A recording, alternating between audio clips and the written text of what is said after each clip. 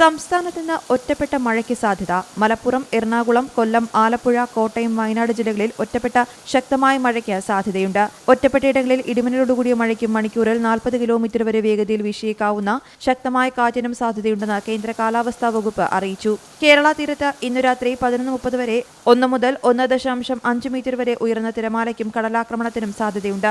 ആയതിന്റെ വേഗത സെക്കൻഡിൽ 40 സെന്റിമീറ്ററിനും 55 സെന്റിമീറ്ററിനും ഇടയിൽ മാറിവരാൻ സാധ്യതയുണ്ടെന്നും ദേശീയ സമുദ്രസ്ഥിതി പഠന ഗവേഷണ കേന്ദ്രം അറിയിച്ചു. തെക്കൻ തമിഴ്നാട് തീരത്ത് ഇന്നു രാത്രി 11:30 വരെ 1 മുതൽ 1.5 മീറ്റർ വരെ ഉയരത്തിൽ തിരമാലയ്ക്കും കടലാക്രമണത്തിനും സാധ്യതയുണ്ട്. മത്സ്യത്തൊഴിലാളികളും തീരദേശവാസികളും ജാഗ്രത പാലിക്കണമെന്നും നിർദ്ദേശം നൽകിയിട്ടുണ്ട്. കടൽക്ഷോഭം രൂക്ഷമാകാൻ സാധ്യതയുള്ളതിനാൽ അപകട മേഖലകളിൽ നിന്ന് അധികൃതരുടെ നിർദ്ദേശാനുസരണം മാറി താമസിക്കണം. മത്സ്യബന്ധന യാനങ്ങൾ ഹാർബറിൽ സുരക്ഷിതമായി കെട്ടിയിട്ട് സൂക്ഷിക്കണം. ബീച്ചിലേക്കുള്ള യാത്രകളും കടലിലിറങ്ങിയുള്ള വിനോദങ്ങളും പൂർണ്ണമായും ഒഴിവാക്കണമെന്നും നിർദ്ദേശത്തിൽ പറയുന്നു.